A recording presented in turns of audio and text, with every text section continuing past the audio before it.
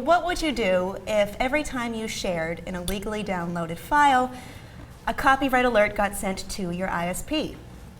Well, you don't need to wonder, because that's happening now. As of yesterday, the CCI, the Center for Copyright Information, which is made out of the RIAA, and the MPAA, entertainment lobbies, and ISPs, are releasing the copyright alert system.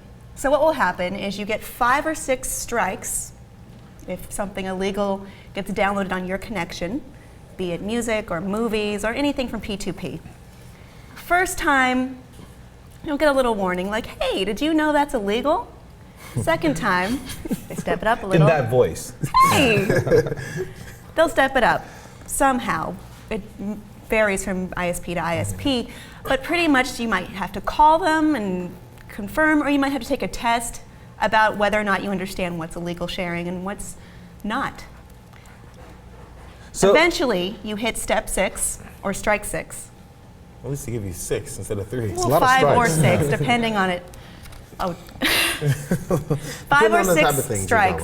The last one, your internet connection speed will be slowed down to not a halt, but AOL 56K modem. I know you may not be able to answer these questions, but I'm thinking when the test comes, which is maybe number 3 or 4 level, depending on, like you said, depending on your provider. What if you fail a test? You gotta take it again. Is a test giving? So is it a test? Is it a test where it's obvious and they said, "Did you know?" Now, after we just said this, you answer the question immediately after. So the only way to fail that test is to blatantly choose to fail that test, I assume. So do you get slowed down immediately? I assume it's kind of like the DMV test where you have to watch a corny video and then answer questions after. This is the beginning of a bad situation. I mean, because I don't think it's going to work. Yeah, it's going to be hard to regulate. Yeah, so apparently they call this not Big Brother, but Big Bother, because apparently these so-called notices aren't supposed to do anything. Well, they don't. It's just like a warning it's just or a educational. Hassle. Yeah. If you have a VPN or a proxy, you can just get around it. Right. So I don't know what any of that stuff means. I don't download anything.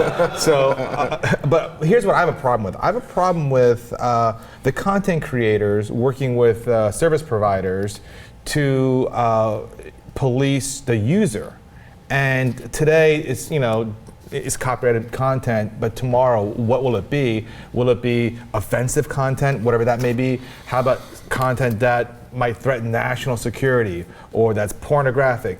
I don't like the idea the content creators in bed with the service providers and policing the users and having these seemingly innocuous penalties right now, but that could eventually lead to much more harsher penalties. I mean, this can happen also. One of the things that the article talked about, it could kill the idea of public Wi-Fi. Well, they say they won't now, but I think if some of the members of the CCI, who are creators themselves, push, they'll probably cave. We have a copyright issue. And of course, we want to protect the copyright of people, but this is not the best way, and it really troubles me that this is going to lead to a very, very bad result.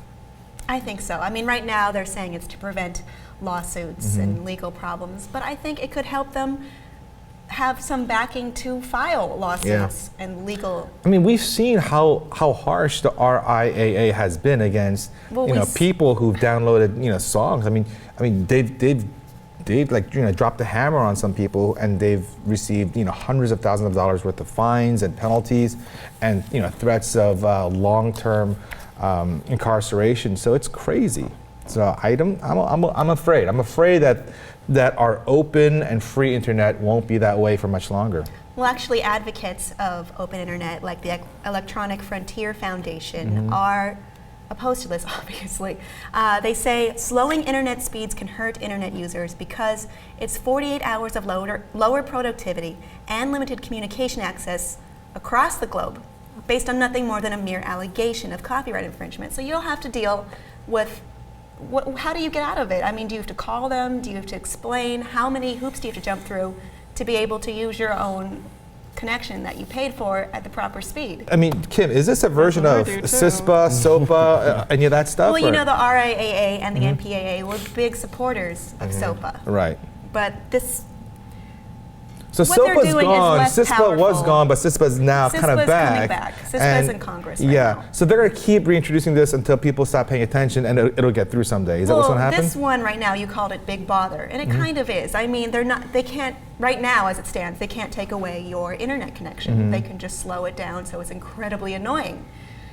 But, you know, what if members of the RAA and the NPA push some more? What if content creators push some more? It could change. Well, absolutely. Like right now, it's just nonsense. Okay, so right now, why would the internet service providers even entertain this idea from the content creators? Why would they even bother to work with them to slow our internet down? It's because the content creators are leaning on them, right? They're using a carrot or stick, something, right? They're the lobbyists. Now, if they lean a little bit harder, well, what more would they do? And when would they lean harder? And how would that happen? So, I mean, this is something we have to keep an eye on. And, you know, let's not fall asleep at the wheel, because this might seem like it doesn't affect you if you don't download, but it can. I mean, this impacts the internet, which, I mean, without the internet, I mean, it's hard to live these days. I mean, you're cut off from so much. So yes, we will be monitoring this. Anyone who cares about privacy should definitely be monitoring it.